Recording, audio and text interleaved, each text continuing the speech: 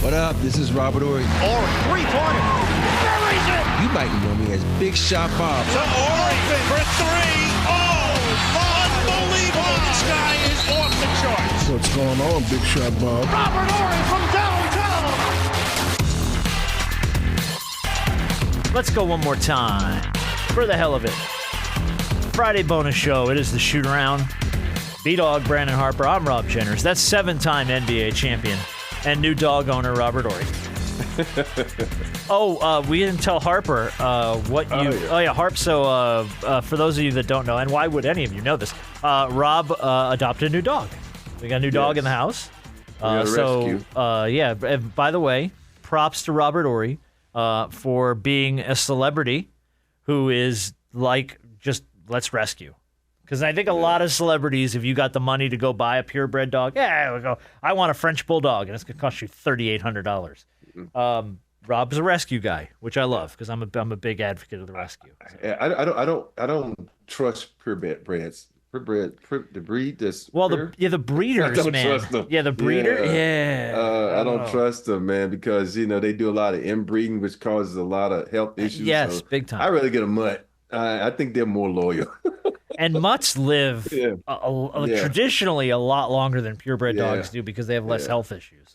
And this one is, we thinking is part German Shepherd and part Pit Bull. Who knows? I don't know. It's a cute puppy, though. Yeah. All right, Harper, you'll never in a million years guess what they've named this dog. I'm curious if you could even. Now, I will tell you something. It's Robert Horry related. And I tell you something, my wife named it. And it's See, this is the second time you've passed this buck on the dog, and I don't know. I think you had a hand in this. No, I think you had a hand in this. I named the first one Storm. I named the first one Storm. Pit Bull, I named Storm. I named him.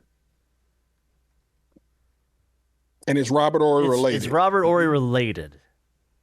I'll also tell you, if you know the reference, and Rob didn't, it's Seinfeld related as well. I can't even. Okay. Please don't you name the dog Big Shot. No, they did not name the dog Big Shot. Rob, what'd you name the dog? 7. Oh, okay. Well, but immediately I thought 7 Costanza. I thought of the George bit where he wanted to name his kid 7 because Mickey Mantle was his favorite player. And another couple stole his baby name idea. And he hated it. It was weird because when we first came across him, it was a boy and a girl who they found on the streets in Arizona. And the girl, his name is Brooklyn, and 7, who was named Dodger. I'm like, nah, we're not bringing no Dodger up in a Laker house. And even though I love the Dodgers, I'm naming him 7. Yeah, with Candace. So let's just name him 7. So we named him 7. Wait a minute, you made it sound like it was just blasphemous to bring a Dodger into a Laker house. No, I mean, like I would really call him something else other than the Dodgers, even though they just won a championship. I'm like, you don't have loyalty to the Dodgers, is what you're saying. It's a basketball house. I love what they're doing over there. But you can throw a rock from your front yard and hit Dodger Stadium. But yeah, it's a basketball house. But it's a basketball house. Yeah. I could throw a rock and hit Shohei's house that's down the street. Oh, and then shit. Coach Dave's house is down the street. Well, Otani's got $20,000 on the line, says you can't hit his house. Go ahead, try.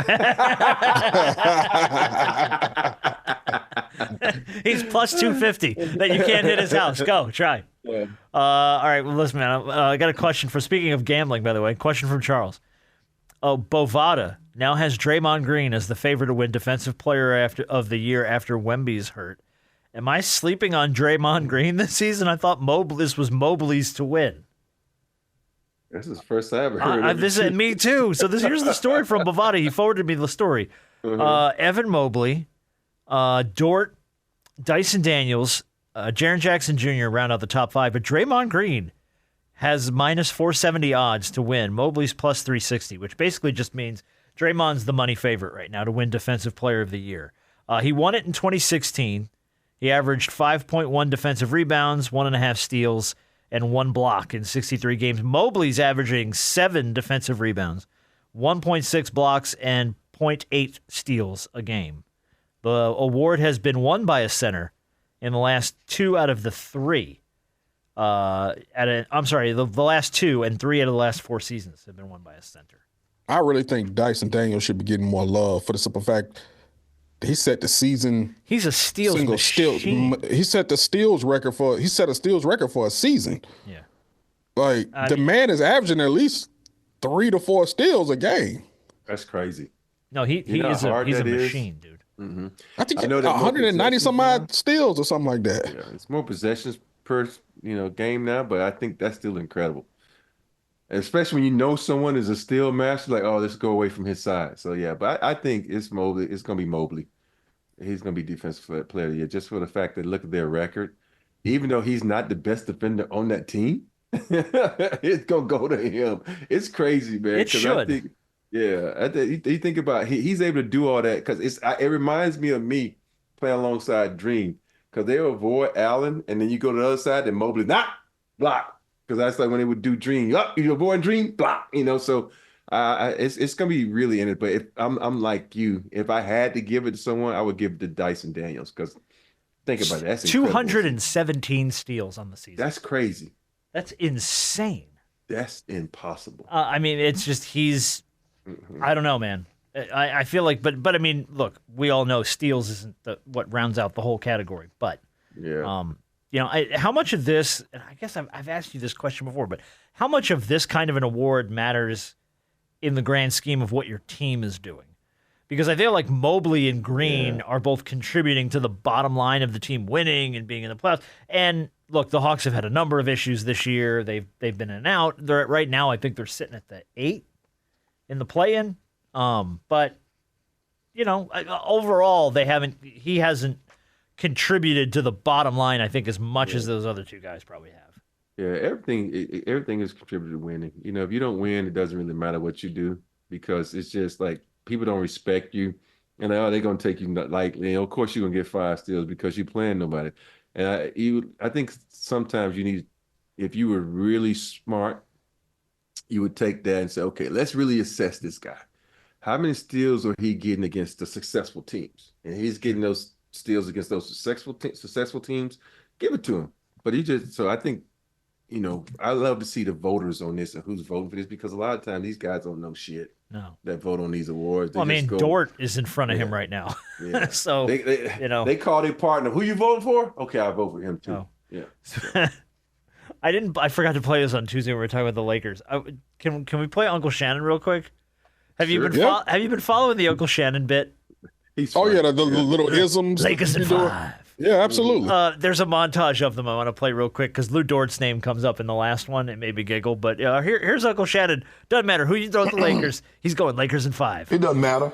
Chris Paul, Cliff Paul, Jake Paul, Logan Paul, Serge Ibaka, Chewbacca, Waka Flocka, CP3, C3P. It doesn't matter. Star Wars and Luke Skywalker did Chris's Leia. Bring them on. Tyler Hero, superhero, guitar hero. You can have Harden, you can have a pardon, you can get a garden. White side, backside, sunny side, Phoenix Sun, Capri Sun, Mohegan Sun. The sun about to set. The Thunder. A Boost Mobile bundle, WWE Royal Rumble. You can say FGA, PGA, USA. It don't matter. Divorce court, child support, Lou Dort. Lakers in 5. I love that bit from Uncle Shannon, man. Yeah. But that goes all the way back to his FS1 days. It just makes me laugh, though. I love it. I love the whole child support, divorce court, Lou Dort. Lakers in 5. That is funny as shit, man. Oh. All right, let's. We mentioned Cooper Flagg on the Wednesday show. Let's talk about him. His season's one and done. 2025 Naismith Player of the Year. We've got a lot of one and dones that have come out of Duke. A lot. Let me just run down some of the notables: Jason Tatum, Kyrie Irving, Luol Deng, Brandon Ingram. Arguably, of the top of the list here, guys who maybe have even better. They're top 5 one and dones at Duke. Zion, 2019, number 1 pick, Naismith Player of the Year. Marvin Bagley III, 2018, number 2 pick, first team All-American. R.J. Barrett, 2019, number 3 pick, first team All-American. Jabari Parker, 2014, number 2 pick, first team. And Paolo Banchero, 2022, number 1 pick, first team All-American. Where do you see Cooper Flagg? And by the way, none of those guys won a national title for Duke. None of them. Of course not. Where do you see Cooper Flagg in this? Is he going to be like an all-time one and done, or is that going to depend on what he does in the NBA? Depends on what he does in the NBA. Yes, everything is when it comes to basketball, it depends on the next level. Okay. And that's the top level. Because if you look at that group, like who would you take out of that last group? Like, you can just say over Cooper Flagg. That's how I'm putting it. Okay. Yeah, I mean Zion, Bagley. Paulo is probably the only one that I would take over Cooper. Okay. You don't want Zion Williamson? No, because Grant, his ass always hurt. Yeah, because he's always hurt, and even though Paulo got hurt this season, but you look at well, he's been the spark plug for Orlando, man. They've run that whole thing around him, and you wouldn't think about how terrible Orlando was before he got there. You wouldn't take Tatum over Cooper? No, I'm talking about that last group of five. Oh, that last group. Notably, some of the other one and dones were Tatum, Irving, Luol Deng, Brandon Ingram. Some of those guys were part of national championship teams, but those last five did not win a title, much like Cooper Flagg. Yeah, because Jason Tatum was like, what, third, fourth pick? Which one was he? It was the third. The Lakers could have taken him, but they ended up taking Lonzo. Yeah. That's right. That was the Lonzo pick. Yeah. Let's not talk about that. Well, I mean, they had to make the right move. They needed a point guard, so I mean... Do you see? Dog, I totally agree with that. You take the best player available. I don't care because the players now are so damn good, man. They can play any position. Right? Yeah, this positionless basketball, man. Yeah. I'm like, man. Every time I hear they talk about it, I love ball, but he wasn't. He was like the 12th best player in that draft, man. Well, we see that now, but I saw that then. Okay, my bad. Shit. The only one that was a flop in that draft was the 4th pick. What's the kid that came out of Duke? Was it out of Duke? He came to center. He went. Damn it! No, was it the UNC kid? Philly.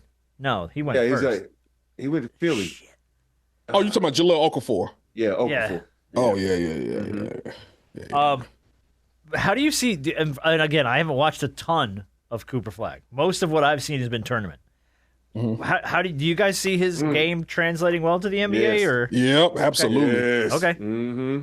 Mm-hmm. I mean, I agree but again, I'm working on a small sample size that I've actually watched. So. This is I grade totally different than a lot of people when it comes to when watching basketball players. And when you watch Cooper Flagg, and you say, "Tell me something that he doesn't do well," and there's nothing.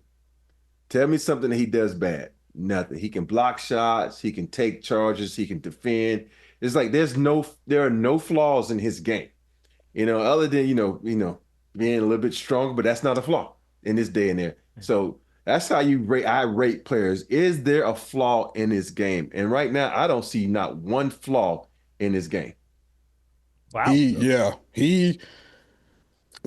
Well, I don't like to, how people like to make comparisons to guys that are already in the league, and I don't necessarily like when they do that.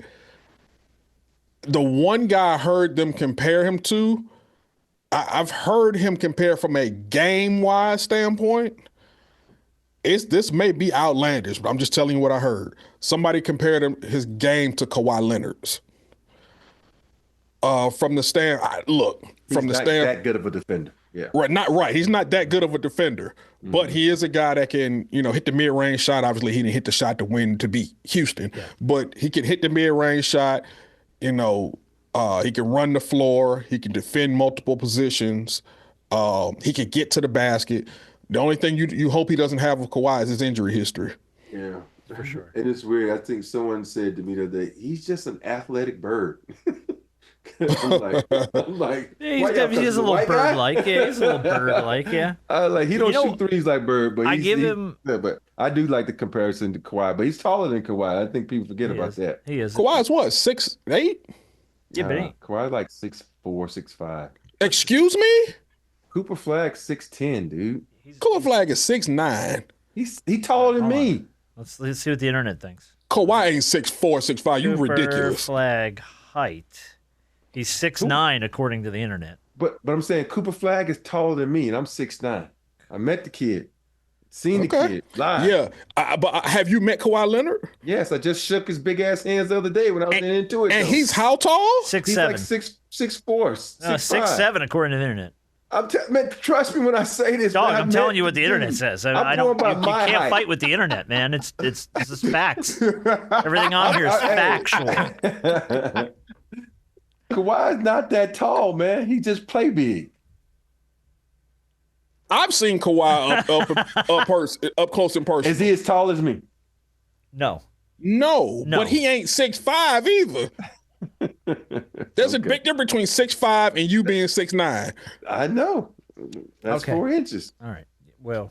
And she said that was a lot. I was going to say, you can do a lot with 4 inches. It's not the paintbrush, it's the painter. It's not the wand, it's the magician. What are we talking about here? We're going back to last week? Yeah, well, okay. I was going to say something, but I'm going to leave it alone. That's okay. Probably for the best.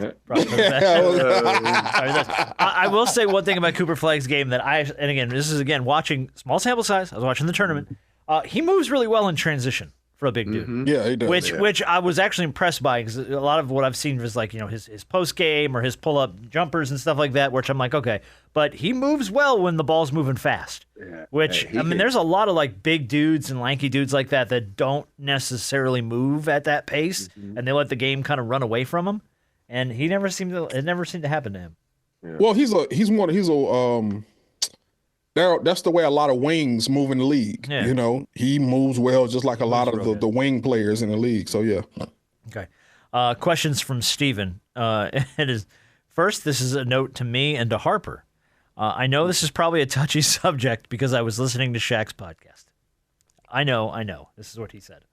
But I wanted to get your guys' take, and Rob especially, on the rant that he had the other day about the NBA being too soft. I'm going to play the audio. This is Shaq on his own podcast. I think it's called The Big Podcast with Shaq. I'm not sure.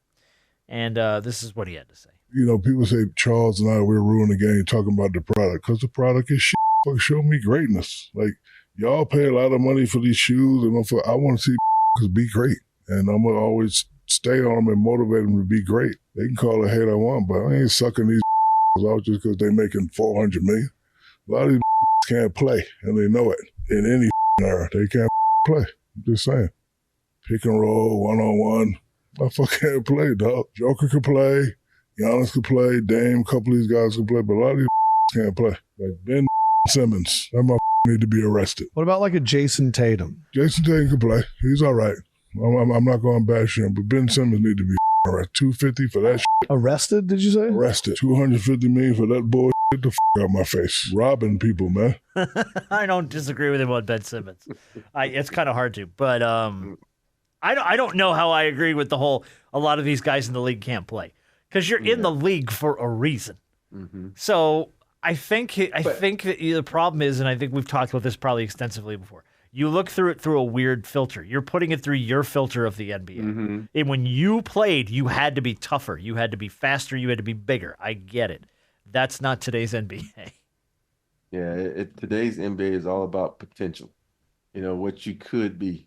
You had to prove yourself back in the day. You think about how many guys now get contracts of the potential of you being good. Everything is like, oh, the upside. You have said, this guy is great, and it's always like they're younger and they're dumber, but they're more talented because all they do is work on their craft. And even though the craft is tainted because they're allowed to carry, they're allowed to travel, they're allowed to do a lot of things which makes their talent it seems even better.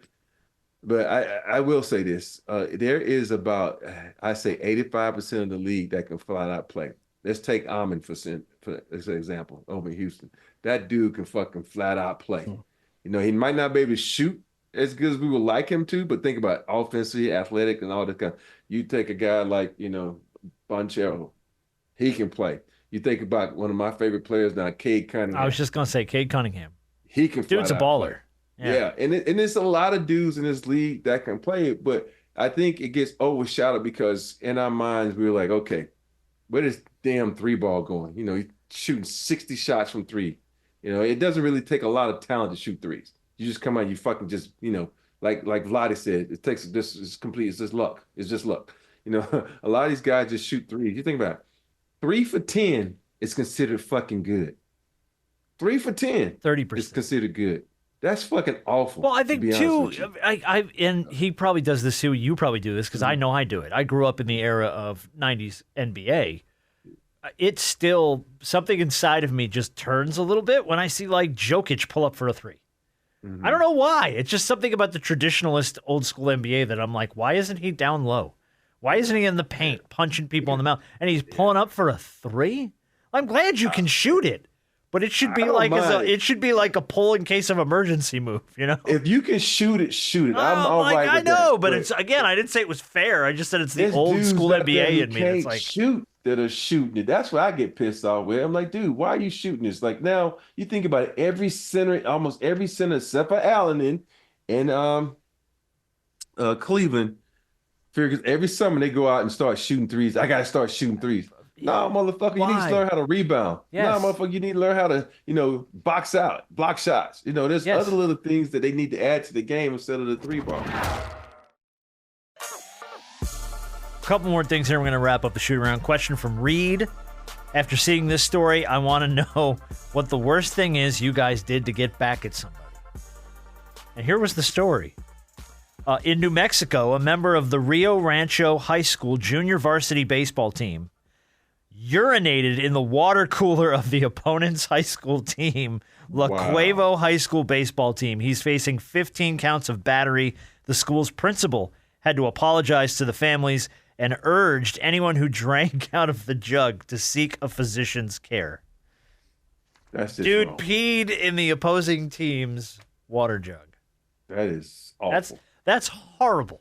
That's ass whooping material right there. but- I'll find you and whoop your ass. Wow. Oh, You better forget hide. You better move to another state. But Reed wants to know, what's the worst thing we ever did to get back at somebody?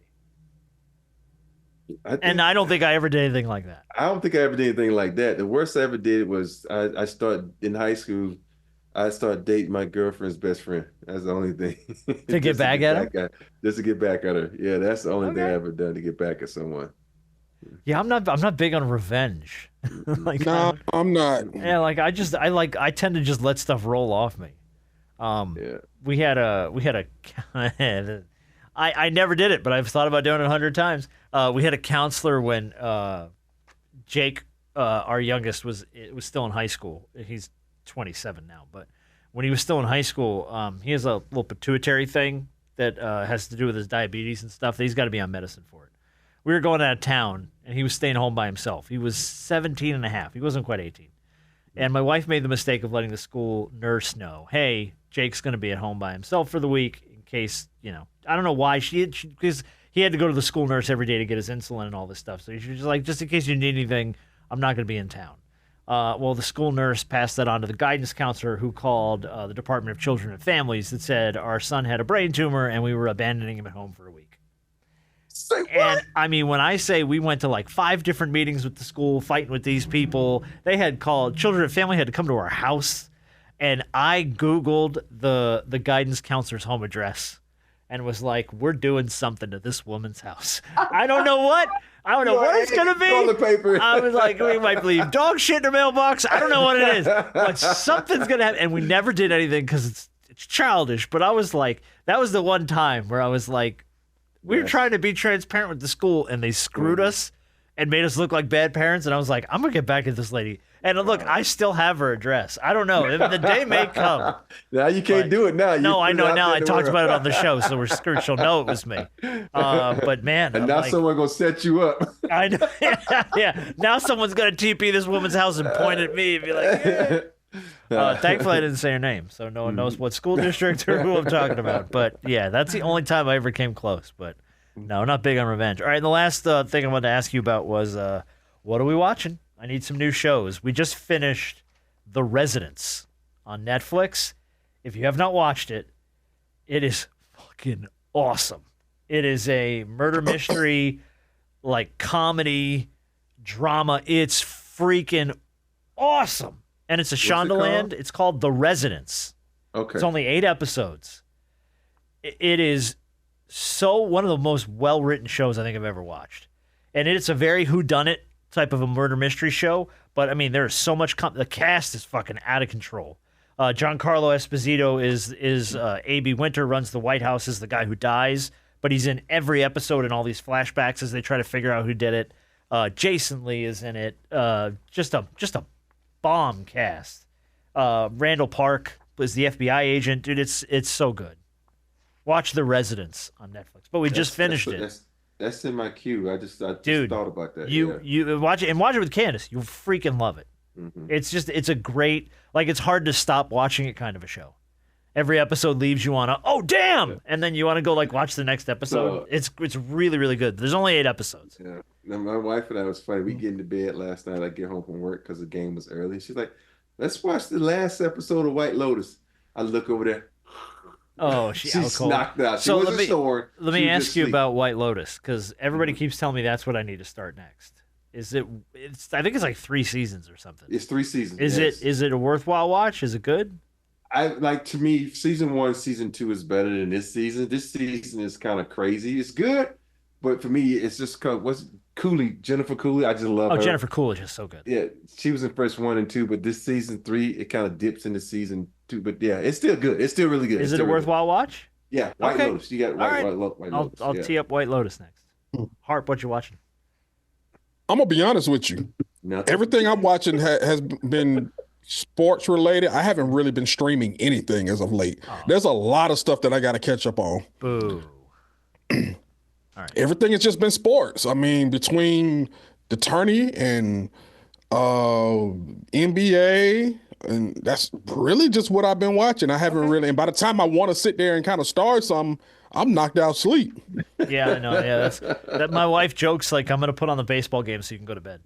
Because I'll be like, I'm gonna watch the Braves, and like halfway through the 7th inning, I'm sawing logs. Yeah, we all talk about Paradise. We watched Paradise, right? Yes, loved Paradise. Oh, dude, Paradise. You will really like it. That's one of the shows that's on my list. Start with it.